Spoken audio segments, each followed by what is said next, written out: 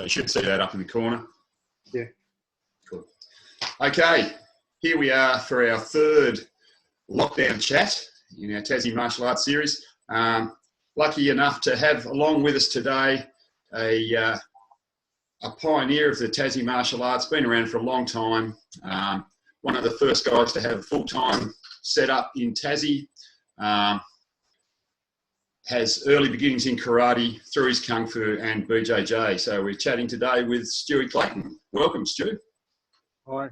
How you doing, Brent?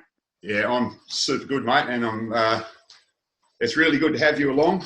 You're an interesting guy, and I think this chat could really highlight all those interests, and people will be on the edge of their seats listening, perhaps.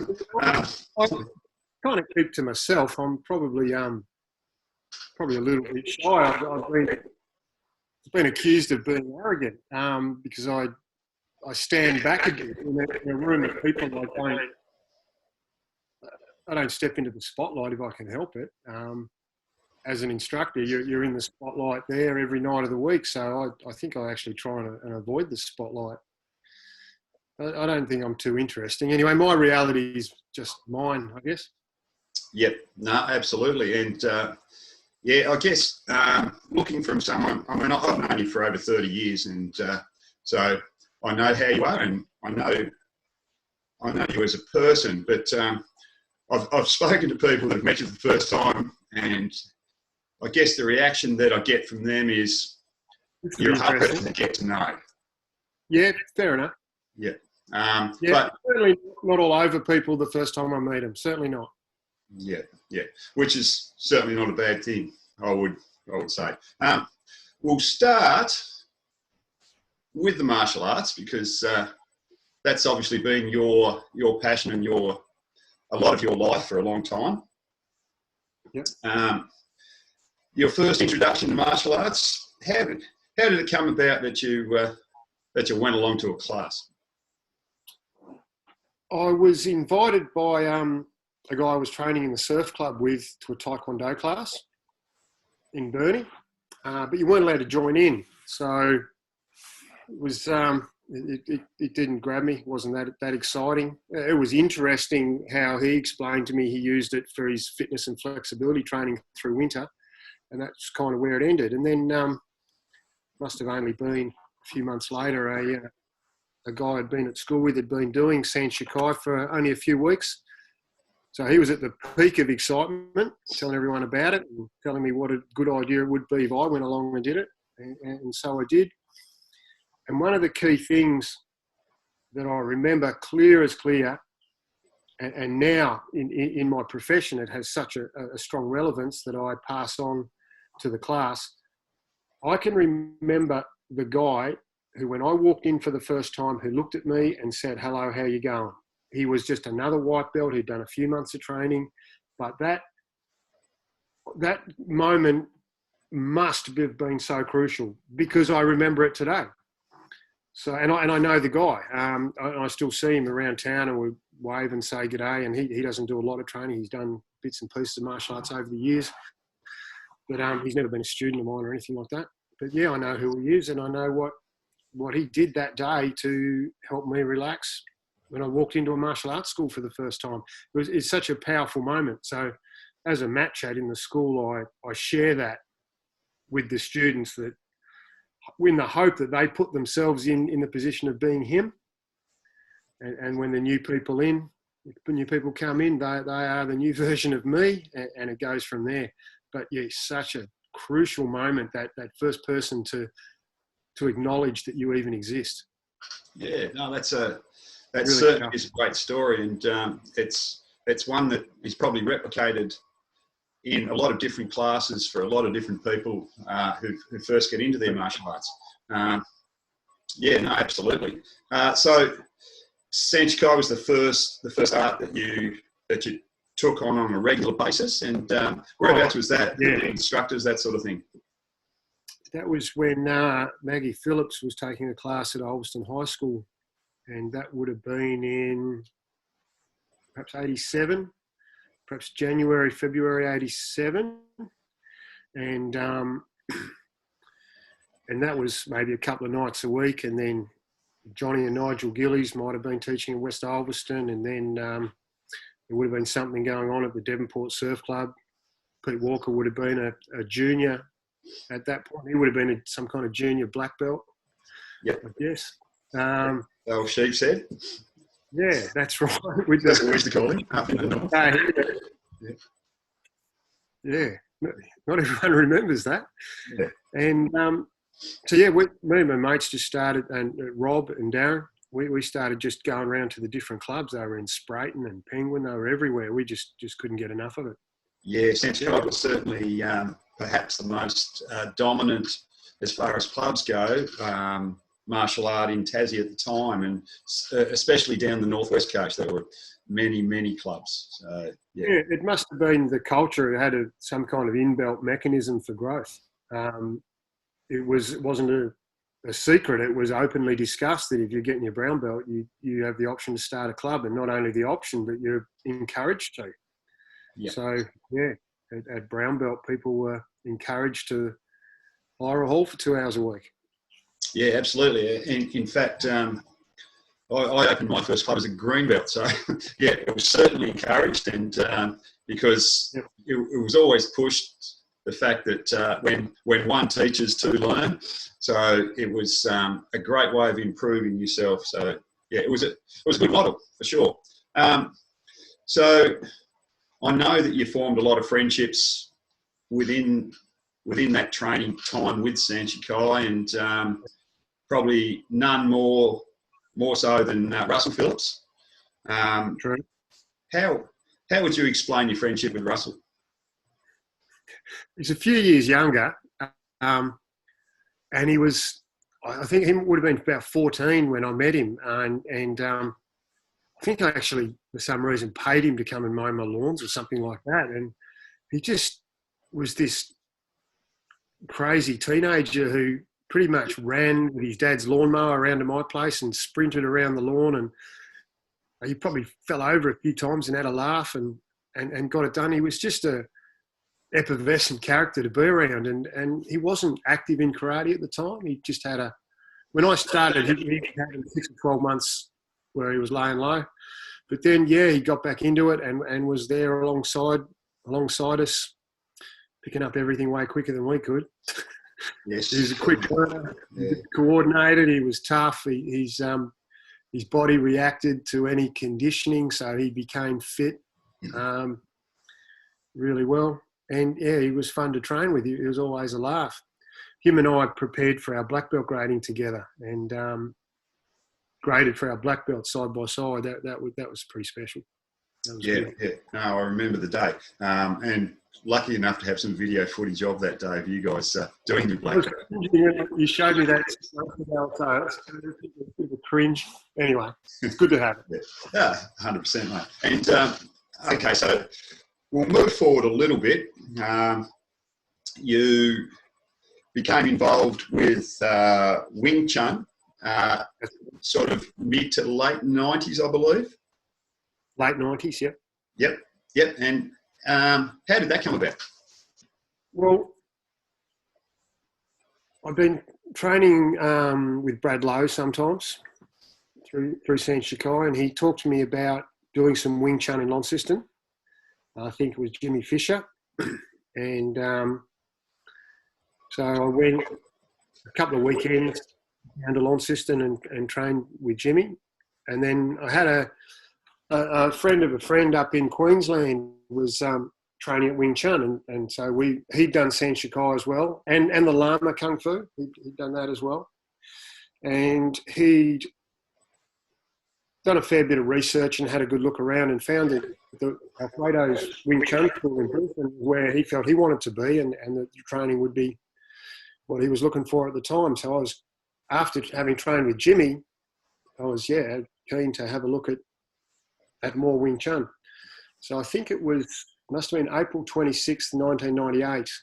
I went into Alfredo's school and I stayed up there for a week or 10 days or something and trained up there in Alfredo's school with the Wing Chun, and absolutely loved it. Yeah, really, really loved it. And so it turned out that Kira was moving back to Tasmania a few months later, and he got permission to open a branch in Ulverstone. So right. I was able to learn it. I trained, I reckon, for 12 months. I trained one-on-one with Kira, probably about 10 sessions a week it was. Not all technical, a lot of fitness stuff, a lot of running and body weight exercises. But we did about 10 sessions a week and taught a few sessions a week, and again, hired the school hall and stuff like that. And it grew from there. Yeah, no, that's awesome. And it was, again, late 90s, 98 or something, that you opened your Wing Chun Academy? Well, I opened it full time about 18 months later. It was grand final weekend, September '99, and there's a story there. If you, I would love to hear that story, Stuart. Yep. It's I haven't told it very often. I've told it in a few mat chats, and so the guy, I've already named him, but I'm going to keep it a little bit private. He was a great instructor, absolutely fantastic. Was exactly what I needed with his eye for detail and his and the way we did the fitness work as well. But I'll take some shortcuts too. He decided he didn't want to do it anymore.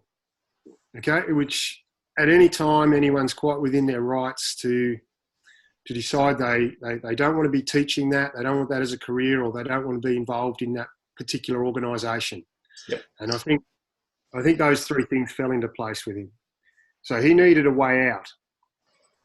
And he wasn't the type of guy who could just get on the phone and say,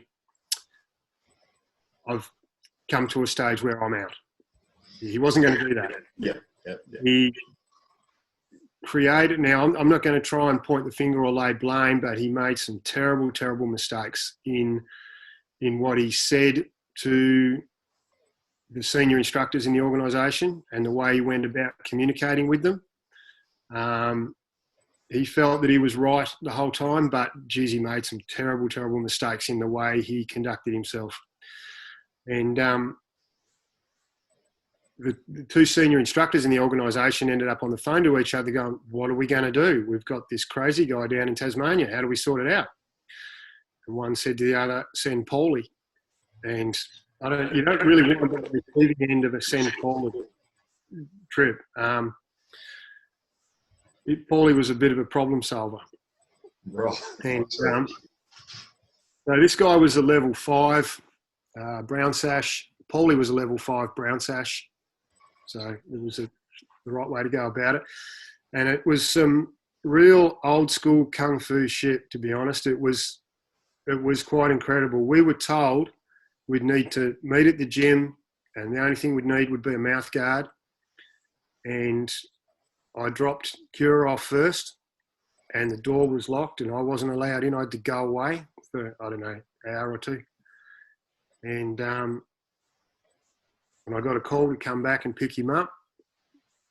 And I don't think I've ever seen a person as physically and mentally destroyed as he was after that test.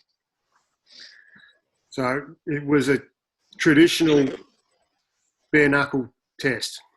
Yeah. Okay. And it was fairly devastating. It was hard to witness the result of it. Anyway, I dropped him home, and then I had to go in for my test. So, yeah, in there with Paulie and locked the door. And after my test, Paulie jumped on the phone and he didn't talk a lot, but he just said, Alfredo answered, and Paulie just went, the school's Stuart's, and hung up. Right. That was it. Yeah, that's amazing. That's you don't hear things like that a lot for those times. I mean, it's sort of, maybe 20 years before that. But yeah, that's and kudos to you, mate. That's actually an awesome story. Well, that's how it happened. I was level 4 at the time, I guess. So those guys were a higher level, and yeah, I guess I earned myself a kung fu school. Yep. Yeah, I mean, there were some students students there that had been attracted to it in that 18 months, but there were also, the majority of the student base was former karate students. So it wasn't like I stole a heap of students off a guy. And like I said, he changed his mind about wanting to do it anyway. But he just didn't know how to take a step backwards from it, and he made some tactical errors. Yeah, it sounds like it. And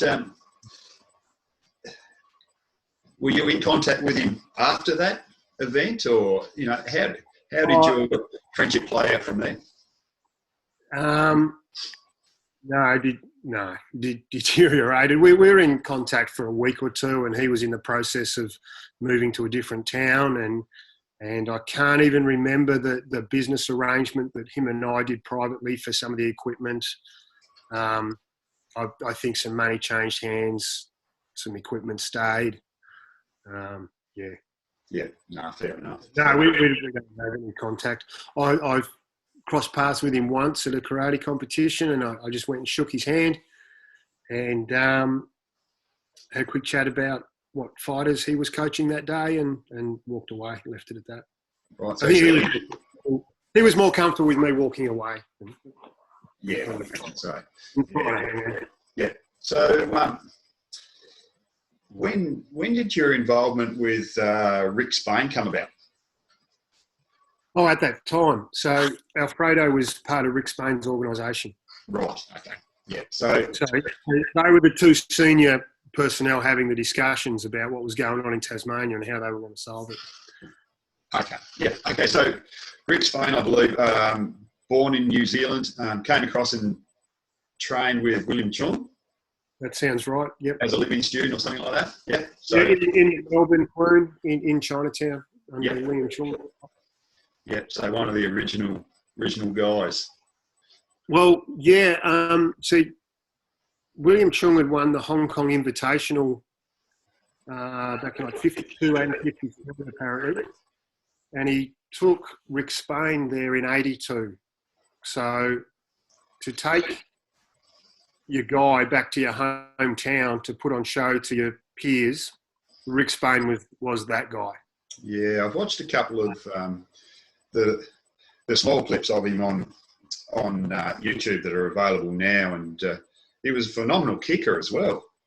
Yeah, absolutely. He won that Hong Kong Invitation. He won it that year. So. Yeah. No, that's excellent. And through your involvement with Rick, I assume is where your BJJ came about, was it? Because he's he's one of the old school back with John Will, so they'd known each other for decades, and he got onto the Brazilian Jiu-Jitsu, and what a wonderful decision that turns out to be. So yeah, I was on the receiving end of that. It was to be incorporated in Wing Chun, and it fits in Wing Chun. It belongs in Wing Chun. So it's so. Don't misunderstand me. If you're proficient at Wing Chun, you're not necessarily proficient at Jiu-Jitsu. But if you've done some Wing Chun, you are easier to teach Jiu-Jitsu too. Yeah. Okay.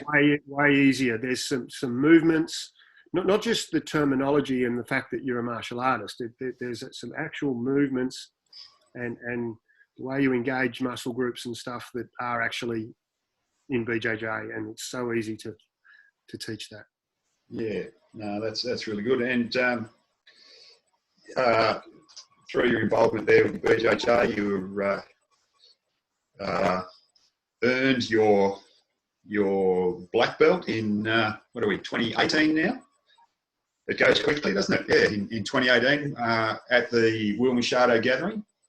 That's right. Yep. So that's a couple of years now, and that's a pretty big thing, I'd assume, as far as achievements go in your martial arts. Yeah. Well, any belt can be heavy, can feel quite heavy. I know in Jiu-Jitsu, a blue belt can feel pretty heavy to start to wear, and purple and brown, they're almost a burden. Yeah. to carry that, and but the black belt, while it holds weight, it holds a significant amount of weight.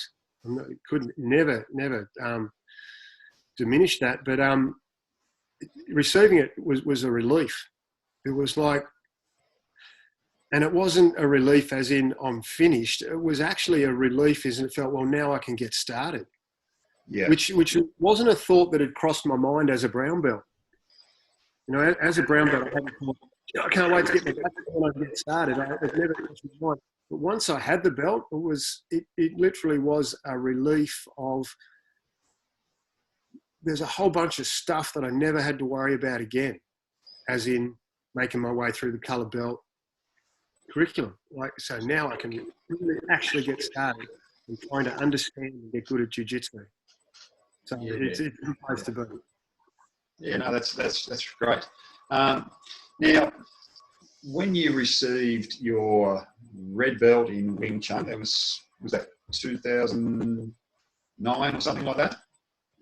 You know more than I do. I'm not good with these dates. Okay, yeah, so that's right. Yeah. And so at the time, my researchers told me that there were perhaps only 4 or 5 other people in Australia who were at that level.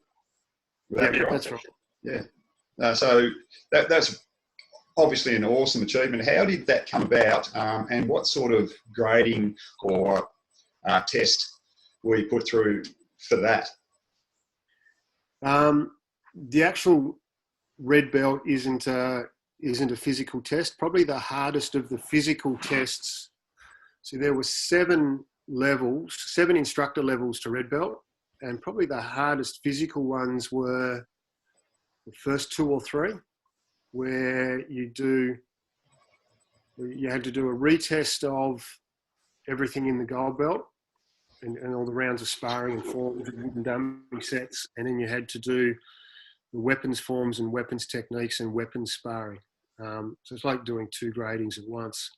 So the physically demanding gradings are early in the instructor levels, and then after that there's what do they call?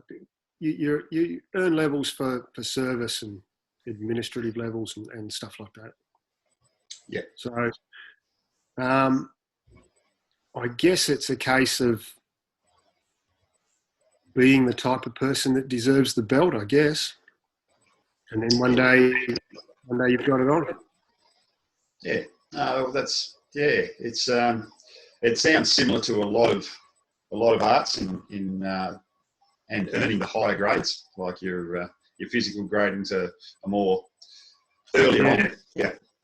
When I was younger and I heard of administrative grades or grades for time long or whatever, I was really critical about that when I was young. I was like, I thought that's ridiculous, but it's not. I mean, you do the work as a brown belt and as a black belt in first degree, second degree. You can do all the work, and if there's more, why wasn't it back in the black belt grading?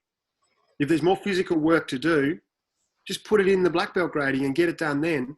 And I'm all for rewarding people for things other than physical prowess. Yeah, no, I totally agree. Someone's been around for a long time, absolutely. Yeah, so the high level grades can most certainly be for dedication and service and contribution. Absolutely, they should be. Yeah, no, for sure.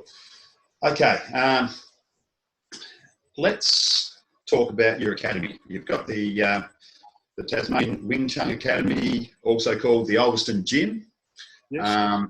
You've had that full time for 20-something years now. Yep. So what sort of programs do you run there? I know you pretty much do everything from the kids all the way through to your adults in lots of different areas. What sort of, give us a brief rundown of what goes on at the Ulverston Gym? Well, right now, nothing. Yeah, apart from right now. Let's talk pre-pandemic and post-pandemic. Yeah. How's that? Well, there's kung fu classes, and they're a mixture of stand-up and grappling, clinch work, and there are forms. There's 3 kung fu forms, and there's the wooden dummy movements. And kung fu is a mixed martial art. I like the word hybrid. HTC have just got the best name for their school. Yeah. The word hybrid is the one.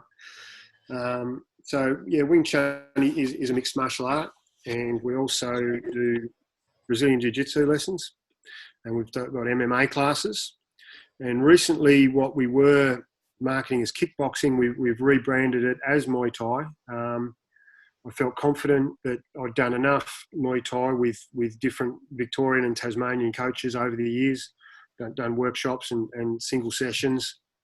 Also, Alfredo was a Muay Thai coach or crew, as well as being Wing Chun Sifu.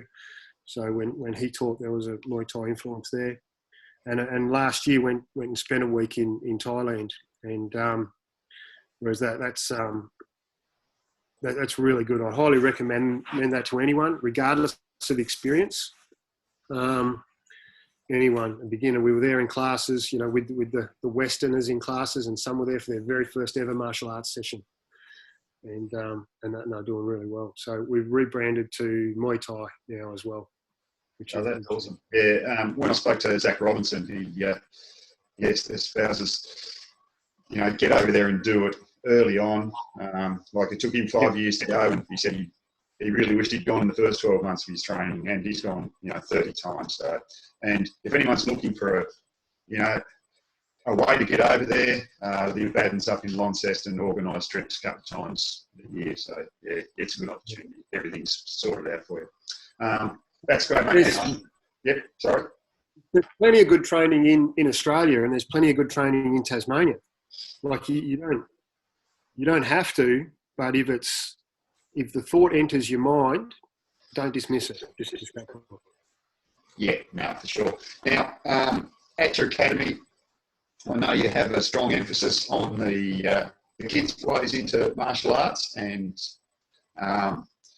starting them fairly young, progressing them through all the way through to their adults and that. You've got a very structured program. What sort of ages do you start them out at, and what do the very young practitioners do compared to, perhaps the teenagers? The kids' class is a 5 to 12-year-old. So some of the older kids, there's a lot of expectation on them to modify their behaviour. They're not with their 10, 11-year-old mates. They're around 5 and 6-year-olds. And so I'm often needing to remind some of the young guys that. But they do a real mixture of Wing Chun and Jiu-Jitsu. They do striking and punching and kicking, clinching, grappling and groundwork. There's no submission in the young masters class. They do a separate kids Brazilian Jiu-Jitsu class where they can learn submissions. So when the young masters wrestle, it's positional control only. And any kids that want to do more, they need to attend the BJJ class. That's a kids BJJ, and then they can do submissions. Okay. Yeah. So you distinguish between the two very early on. Yeah. That's one way of separating it. Look, I think half of it is mum doesn't want to see her kid get choked.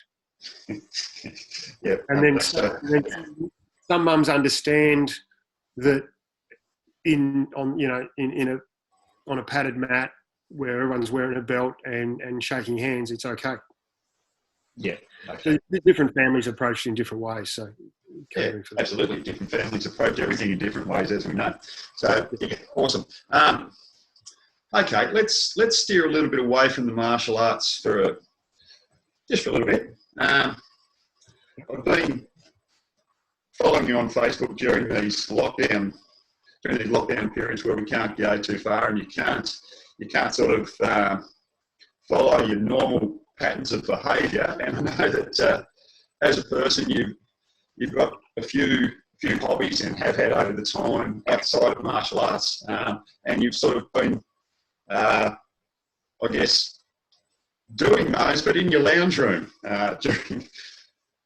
during this pandemic period. And if anyone follows you on Facebook, they would have seen you in your kayak, in your lounge room, heading down some rapids and doing a bit of camp out and that sort of stuff, and a few other things. So what gave you the idea to do that, I suppose?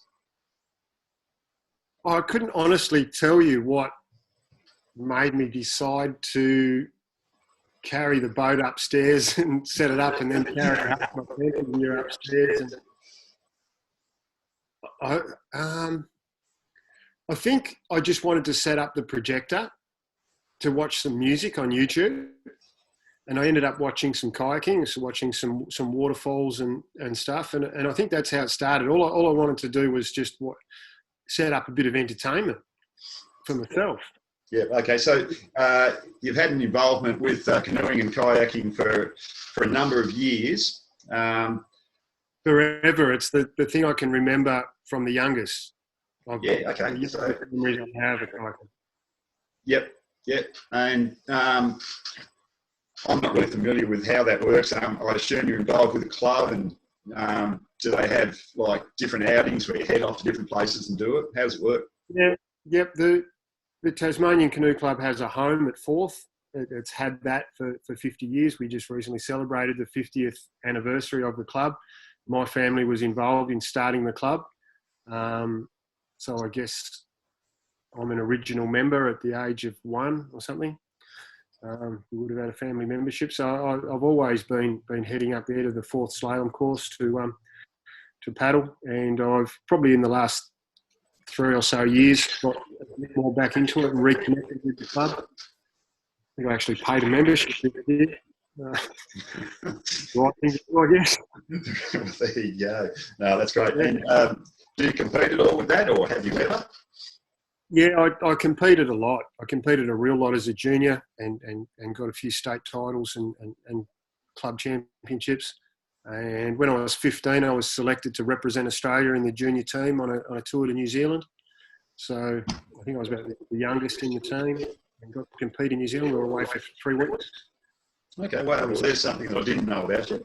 I knew you were into it, but I didn't know. We were paddling rivers every day. We were paddling pretty serious rapids, and the manager of the team, he was a gun paddler, and he'd guide us down there, and we all survived. And although a few times I remember walking out of one because I think I broke a paddle and my mate smashed his boat, so we had to walk cross country and wait on the dirt road, and hopefully someone would come and pick us up.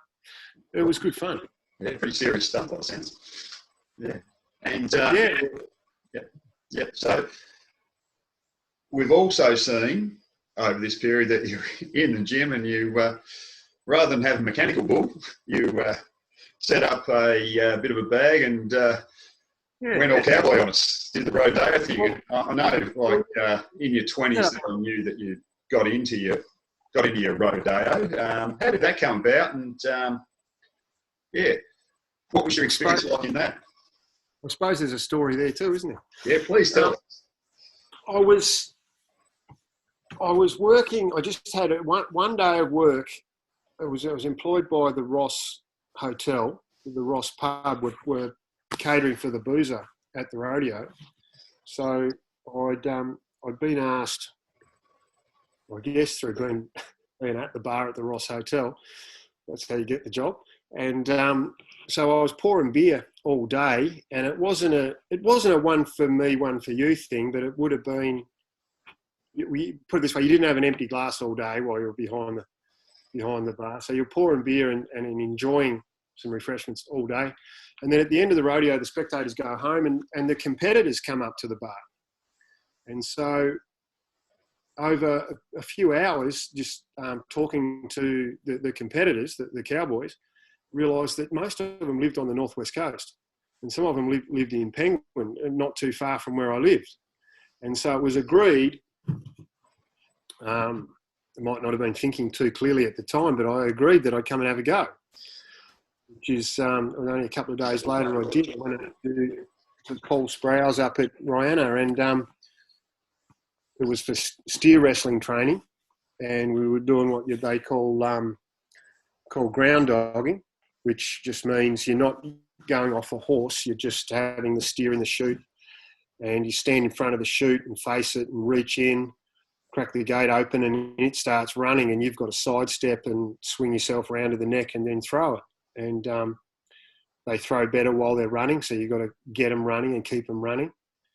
I mean, they weigh 3 or 4 times more than you do, so they don't have any trouble. getting moving. But yeah, we for hours and needing quite a few more refreshments, I guess, as well. We were just doing that, and you get smashed up, you get skin off, you get bruised, you get broken ribs, and you get bad hangovers.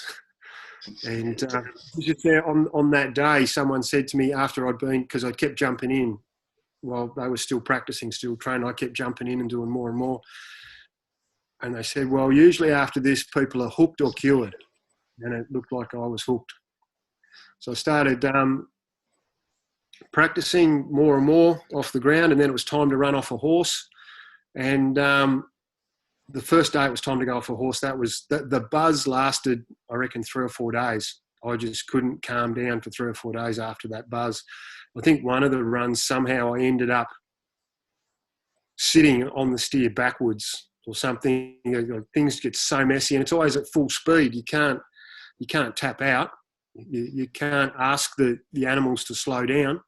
You've just got to practice at full speed until you get it right. And just like martial arts, when you get it right, it's effortless. It's absolutely effortless when you get it right. These guys have got these techniques worked out. There's so much zen about them and they don't even realise it. But they are martial artists of a kind, because they're tackling something that outweighs them, not by a couple of weight divisions, but by 3 or 4-fold outweighs them, and it's going to happen at full speed. So you've got to do something right. People who understand wrestling throws and judo throws are experiencing exactly the same feeling. When it happens, you feel like you've cheated because it didn't cost you any effort. Yeah, so but you haven't.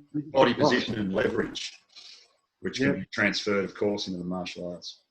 Yeah, position and angle before you apply force. Yeah. Yeah. That's right. So steer wrestling was fun.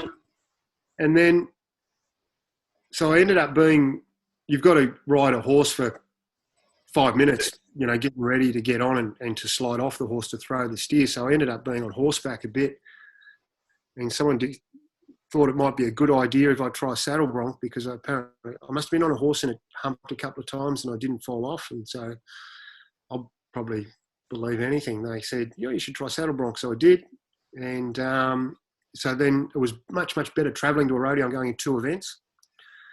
And I started to place and win as a rookie, not win amongst the experienced guys, but as a rookie, as a beginner in the beginners division, started to win at steer wrestling and saddle bronc. Then the 3rd year I did it, I'd turned 30.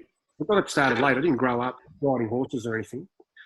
The 3rd year I did it, I decided I wanted to win the rookie all-round title for the season. So I was going to need another event to get more points.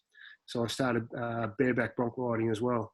So I did the 3 events for that year. I think I won the rookie title for those 3 events and the rookie all-round as well.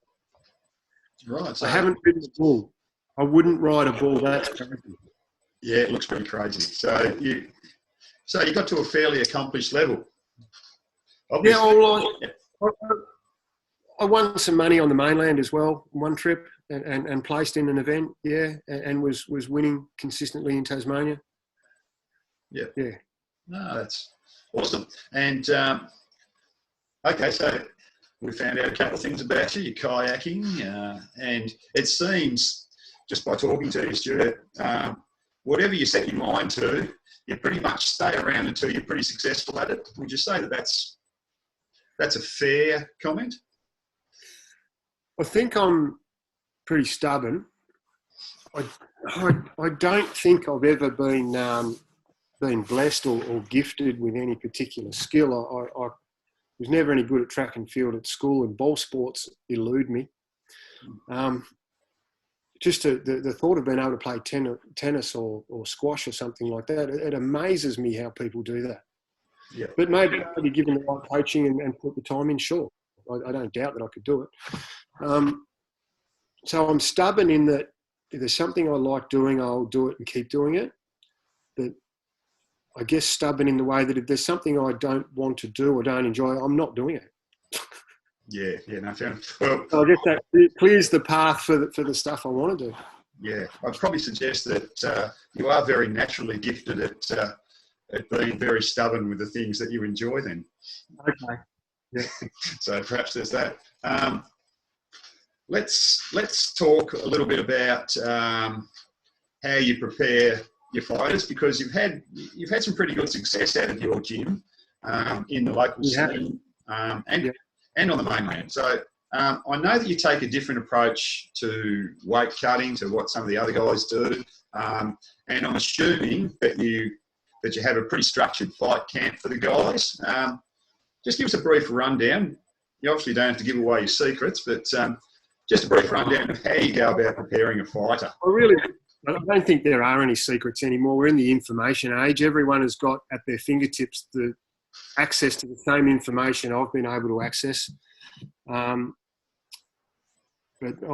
for a fight camp, we look at how many weeks away the fight is, and then we count backwards the number of weeks. And obviously week 1 counting down is that last week, which is a weight cut week where things change. So week 2 is kind of the last week of actively training. And we count back, and if you've got usually 6 or 8 weeks is good. And we reverse engineer it that way. And it's a process of ramping it up, as in ramping up the duration of the rounds. Well, that's the most simplest way to explain it. There's layers. There's more to it than that. But if we ramp up the duration of the rounds to build a bit more endurance, and then in the final weeks we taper them back off to very, very short bursts of activity. That model, whereas in any other research or coaching courses I've done, it is duplicated and holds true. That model I actually learned from the ski coaches at the Olsen Surf Club. But they ramp and taper for the season, peaking at the state titles really, really well. And it's extreme. It's noticeable. It goes from 2 and 3 hour paddles at the end of winter, where you're out just out paddling for 2 and 3 hours, to in the weeks before the state titles, you're doing 30 stroke bursts. You're just practicing starts of 30 strokes, but you're doing a lot of them, like a real lot. And you can, because you've built that massive base in fitness. So the ramping and tapering, I mimic off what I learned as a teenager at the surf club. So yeah, that's what we do. And we incorporate that into their punching, kicking, grappling, their body weight, functional strength, any sprint work, bag work. That the duration of what they're doing, the duration of the rounds and the number of rounds that they've got to do on a particular day is planned out. It's known 8 weeks in advance. So very structured indeed. Yeah, but to my mind, isn't everyone doing that? Well, you would hope so, yes, that everyone's got a plan at least. There's another part of the formula that I will tell you, and this was from Alfredo. I think he got it from his Muay Thai coaches. You look at the total duration of the fight, so it's 3 3-minute rounds, you've got 9 minutes, etc. Your workout needs to be double your fight time with half your rest time. It's a real simple formula. So if you're training for 3 3s, your workout, you've got to do 18 minutes of work. Right? So if you're on 3-minute rounds, you've got to do 6 rounds with a 30-second break. So you've done double the work with half the break. All right? So if it's a 3-minute round week, and the weeks have different durations. So if it's a 2-minute round week, you've got to do 9 rounds with 30-second break. Now, you might time becomes the same. Yep. So you might be doing some boxing.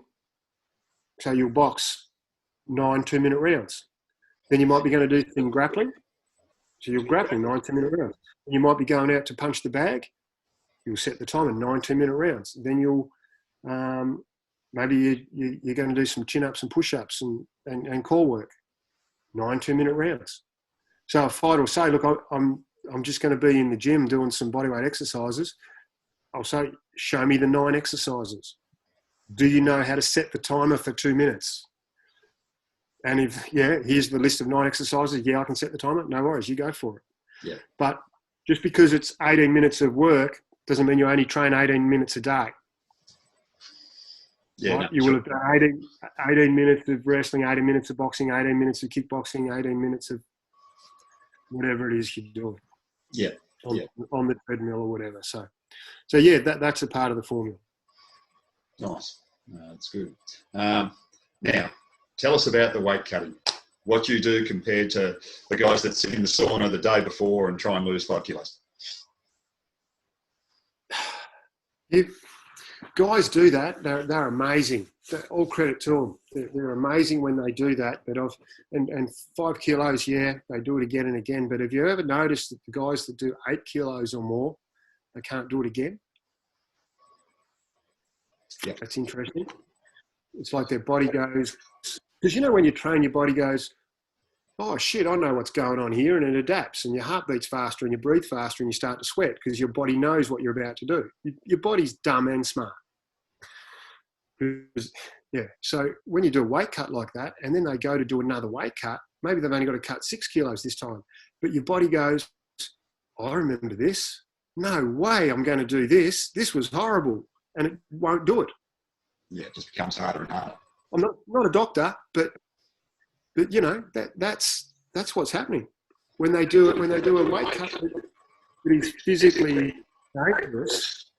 Your body's not going to happily do that ever again for you. Your body will reject that concept. Yeah. Anyway, like I said, not a doctor, and that's up to them. Some guys do that quite successfully. So what we do is on the Monday night, so you've got a Friday night weigh-in. On the Monday night, you need to be within a certain amount from your weigh-in weight. And the guys achieve that before they go to sleep Monday night or before they leave the gym.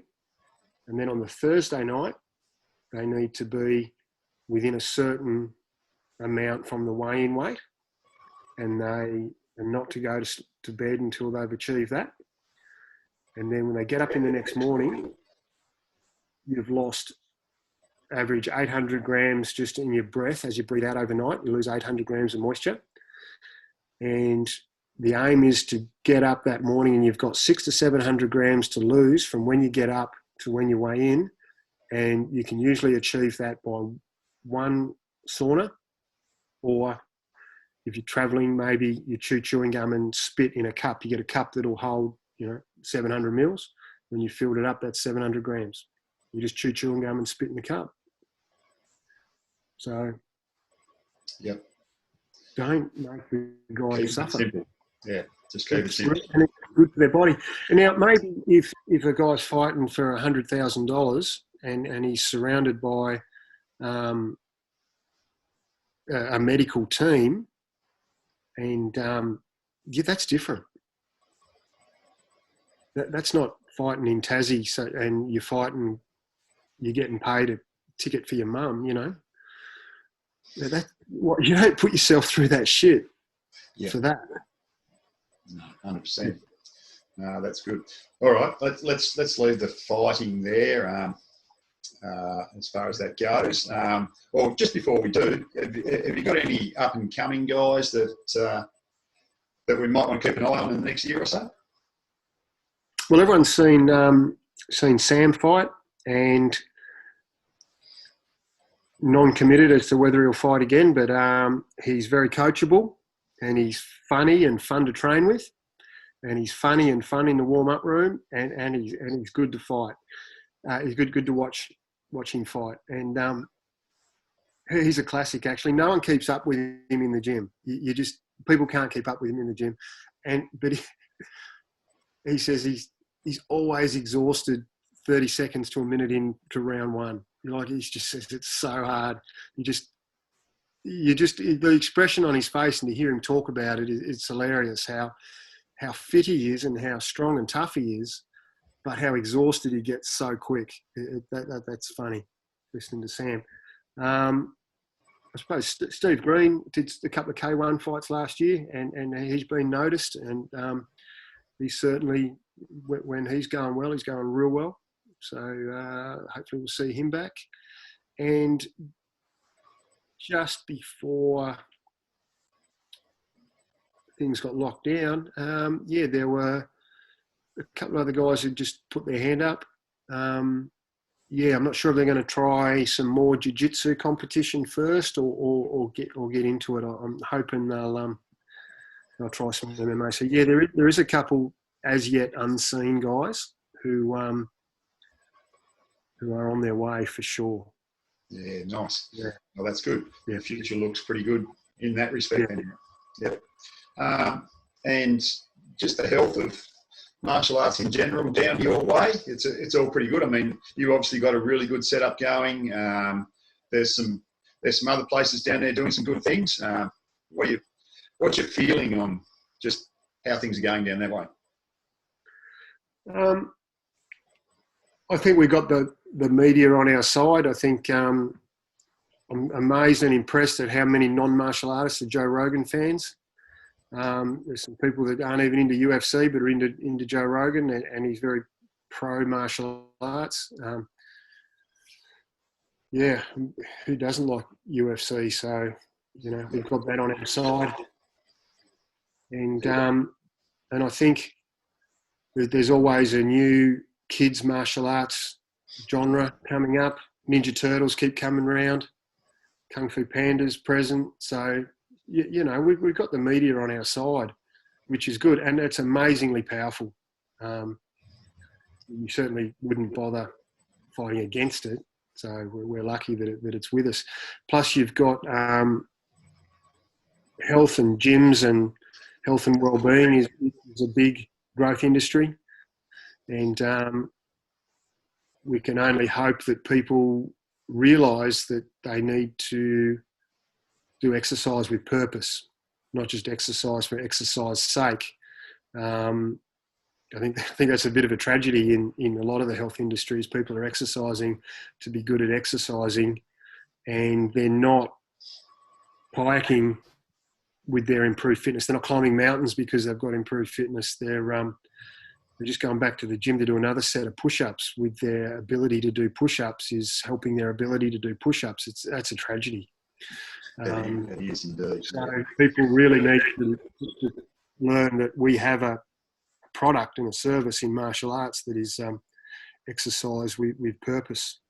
If you want to talk about the dark and dirty side of it, it's an insurance policy. It's something you want to have and never need rather than need and not have. That's a very good message. Fun at the same time. No, that's a very good message. Okay, well, all pretty good stuff. What do you see is the future moving forward for Stuey Clayton? Not so much just martial arts. What are you hoping to achieve in the next 10, 20, 50 years? It's a hard question, I know. It's if you can answer that in 3 sentences, mate, you're doing extremely well. I'm with kayaking. With anything? But on my list to get what they call a play boat so that I can better do some of the stunts that the young kids are doing. Everyone wants to do what the young kids are doing. Yep. But I can tell you that there's men and women 10 years and more older than me that are doing these stunts. And they've inspired me to get the right equipment and get organised and get on board with the play boating. Because, it's good. And I've been kayaking all my life and I'm fairly proficient, but there's some, I've got a lot to learn. And so lots that's of new stuff to learn. So that's an avenue for you. I wouldn't say that I'm going to be an active rodeo competitor. That's tough. It's stupid tough. But I guess I'll go out on a limb and admit that before the lockdown, I'd actually booked into a practice day. So it was going to be with the young guys, with the young competitors that are all there. There was a guy I used to ride with. He's 40 and he's considered ancient in still riding. And so I'd arranged with him to go to a practice day just for the sake of getting involved in a practice day and I guess hopefully convince myself that it's a really bad idea. Yeah. Like if I decided it was a bad idea, it would be a good outcome. I'll be okay with that. Yep. So yeah, I want to do that. Business-wise, I was, again, just early term one before this lockdown stuff. I'd applied to several schools and had some interest from schools to be involved with them, teaching martial arts and kayaking, going mountain biking, getting kids outdoors. One independent school in Devonport, they'd considered that I'd even be suitable just as a mentor for the kids there. So doing some work as in outdoor education, or even just as a teacher's aide. I want to make my daytime hours more productive. The last month has been pretty terrible for that, but anyway. Yeah. Well, yeah. I would say that you're in a perfect position to be someone like that, and a lot of schools would be really happy to have someone like yourself on board. And I'm sure that's something you will make successful. Yeah, I've done bits and pieces over the years with school groups. I've had them mountain biking and kayaking and stuff, and of course doing martial arts. Either they come to me or I've travelled to them. That can be exciting too. Sometimes when the young boys want to have a bit of a go. Test themselves against the old dog. Yeah, they do. They want to go for the title, some of these young guys. It's funny. Look, it's the exuberance of youth, of course. Yeah. Excellent, mate. Well, look, we might wrap it up there. It's been fantastic having a chat with you, hearing your thoughts on some things. Very, very interesting, mate. Is there anything you want to finish up with, or anything you want to add, or you're pretty happy with what we've talked about? No, I just wanted to give credit to you for hooking up the podcasts, and I've enjoyed the ones that you've already done. So that's really good. So here's to you for doing that on behalf of all of us. Yeah, look, no worries at all. It's we've got to keep everything rolling while we can't be rolling, I guess. And exactly. Yeah, hopefully we can. I want to have a chat with some of the females out there as well soon. We've got some good chats coming up. We've got Jake Gelston, Jerry Young, Paul Butler, James Garcia. We've got a few in the pipeline, so I want to get in contact with some of the girls who haven't stuck their hands up yet, but so we can hear it from the much fairer side, I guess. So we'll keep doing them, and hopefully we get all our students listening to them and remaining interested in everything while we can't actually be training. Yep.